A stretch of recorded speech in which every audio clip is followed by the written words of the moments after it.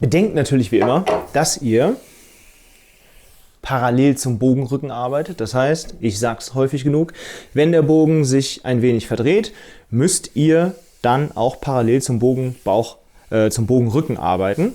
Ja, bedeutet, Ziehmesser kann nicht immer plan von oben aufliegen, sondern muss auch, und das ist eben mit dem Gefühl hier zu erarbeiten, muss auch eben nachfolgen.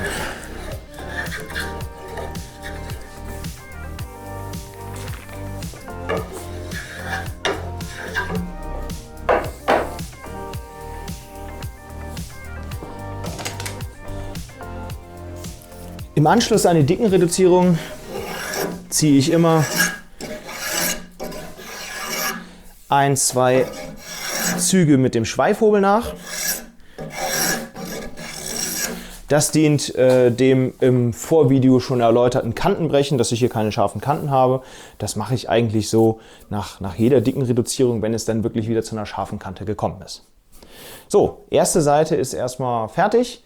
Weiter geht es mit Seite Nummer 2.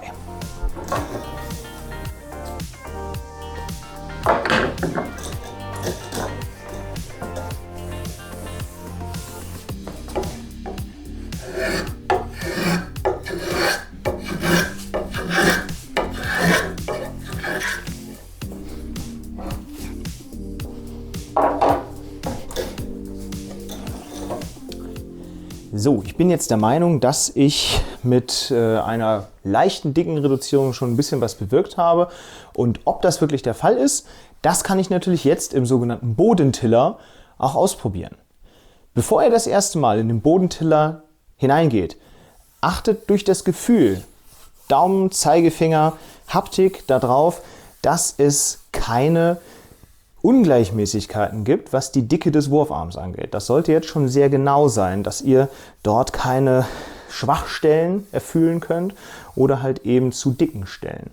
Ja, damit verhindert ihr, dass der Bogen überlastet wird im Tillerprozess, denn eine Überlastung bedeutet am Ende immer, dass der Bogen weniger effizient werfen wird, als er es gekonnt hätte, wenn er nicht überlastet worden wäre. Von daher versuchen wir das direkt von Anfang an zu vermeiden.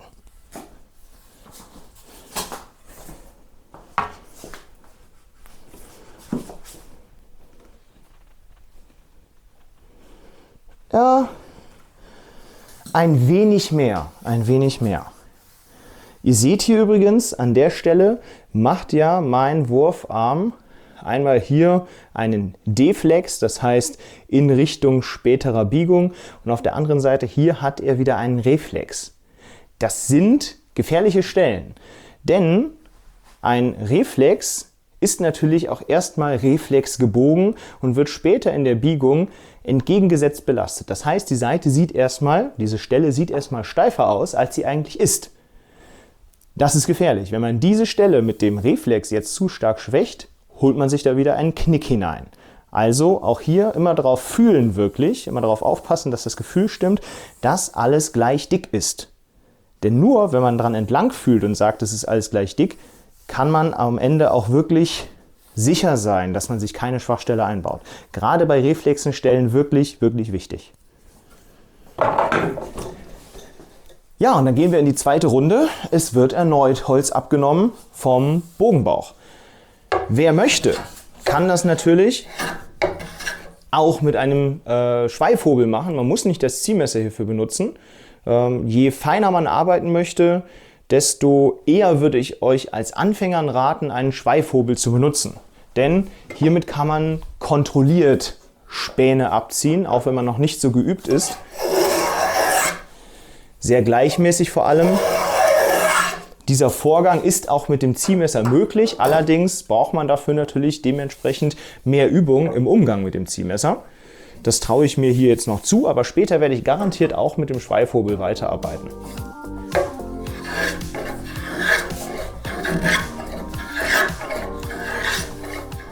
Die nächste Runde Holzabnahme ist vorbei. Können wir wieder schauen.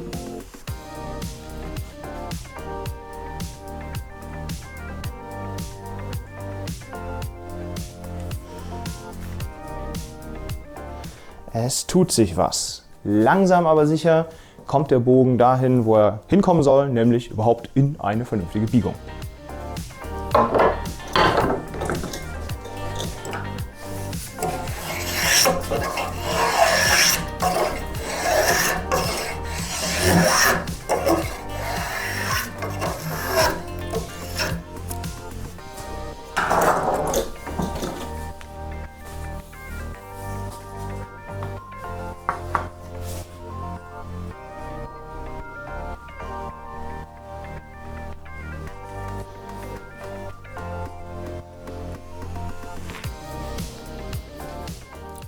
Eine Sache, die natürlich auch logisch ist, man muss, und das ist klar, beide Wurfarmseiten gleich dick halten. Also es nützt einem nichts, wenn sich beide Wurfarmseiten einigermaßen vernünftig biegen, denn mit dieser Art und Weise der Überprüfung kümmert man sich in der Regel mehr um eine Wurfarmseite als um beide gleichzeitig. Das wiederum heißt, man muss wieder mit den Fingern überprüfen, sind beide Wurfarmhälften ungefähr gleich dick. Und da merke ich schon, das ist bei mir nicht mehr der Fall. Deswegen diese eine Seite hier ist dicker. Die muss erstmal auch an die andere Seite, die jetzt schon dünner ist, angeglichen werden.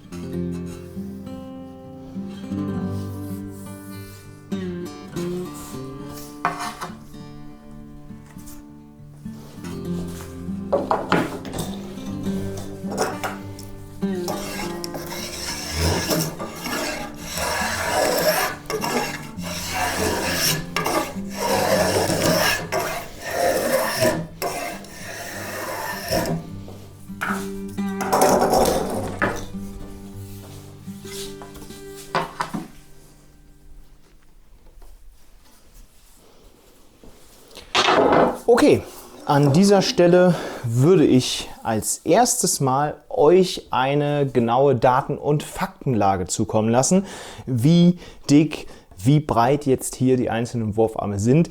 Denn ich weiß, bei mir am Anfang war es genauso, ich wollte auch mal genaue Zahlen, Daten, Fakten haben. Lasst euch aber gesagt sein, es ist nicht unbedingt so, dass die Daten, die bei diesem Stück Holz hier jetzt rauskommen, einwandfrei und hundertprozentig auf euer Stück Holz übertragbar sind. Im Groben und Ganzen schon, allerdings nicht auf den Millimeter genau. Soweit, wie ich jetzt gearbeitet habe, bin ich ganz zufrieden, habe mich jetzt auch dazu entschieden, euch gleich nochmal den Bodentiller, so wie er jetzt aussieht, zu zeigen und dann eben die Daten einmal von den einzelnen Wurfarmsektionen zu übermitteln. Als erstes einmal das Ergebnis, wie ich jetzt vorwärts gekommen bin, bis hierhin.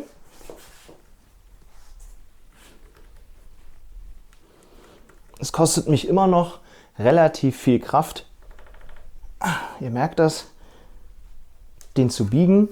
Allerdings, man sieht, es ist jetzt auch Biegung vorhanden. Gar nicht so schlecht also.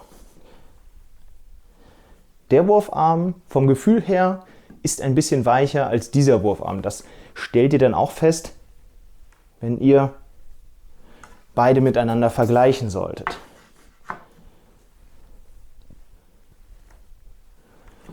der scheint mir eben ein wenig härter zurückzufedern, beziehungsweise hier kann es sein, dass einfach noch ein wenig Holz zu viel drauf ist.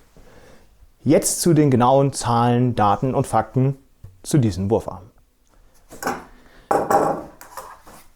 Beginnen wir beim Bogenrücken, also genau der Sektion, die nach dem Trapping noch an Breite vorhanden ist. Ich fange mal an im Griff. Sind wir, hier ist ja kein Trapping angebracht worden, bei ganz genau 3 cm und 4 mm, also 3,4 cm. Dann mitten im Fade-Out sind wir bei 2,9 cm. Dann der Bogenrücken hier an der Stelle, wo nachher die Wurfarmverjüngung einsetzt. Das ist ein bisschen angeglichen worden, bin ich jetzt bei 2,2. Und ganz am Wurfarmende haben wir noch eine Breite von 1 cm aktuell. Wie sieht es mit der Wurfarmdicke aus? Der Griff, hier sind wir bei ganz soliden 4,8 cm. Dann folgt das Fade-Out und am Ende des Fade-Out sind wir noch bei 2,3 cm. Dann ungefähr die Mitte des Wurfarmes hier sind wir bei 1,2 cm. Nee, stopp, das stimmt gar nicht. 1,7 cm. 1,2 wäre ein bisschen dünn. 1,7 cm. Und am Ende, da habe ich jetzt auch noch nicht ganz so gut hingearbeitet, sind wir bei 1,8 cm. Also die Mindestdicke sind 1,7 cm, die dieser Wurfarm jetzt hier hat. Ich schaue einmal zum Vergleich auf die andere Seite. Nach den Fade-Outs sind wir hier bei 2,1. Stimmt das mit dem anderen Fade-Out überein? 2,4, nicht ganz, seht ihr schon, das muss noch ein bisschen angeglichen werden. Mitte des Wurfarms 2,9 und Ende des Wurfarms 2,8. Und jetzt ist auch logisch, warum mir dieser Wurfarm hier noch leicht steifer vorgekommen ist als dieser Wurfarm. Der ist tatsächlich einfach noch ein wenig dicker. Was tun wir da? Holz reduzieren.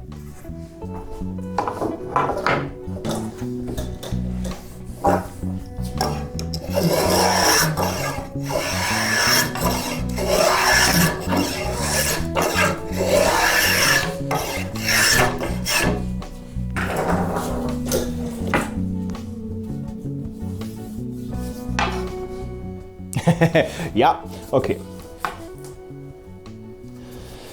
Das merkt man jetzt schon recht deutlich.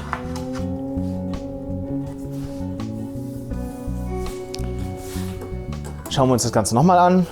Auf der einen Seite, da war die dünnste Stelle bei 1,7 und jetzt sind wir hier.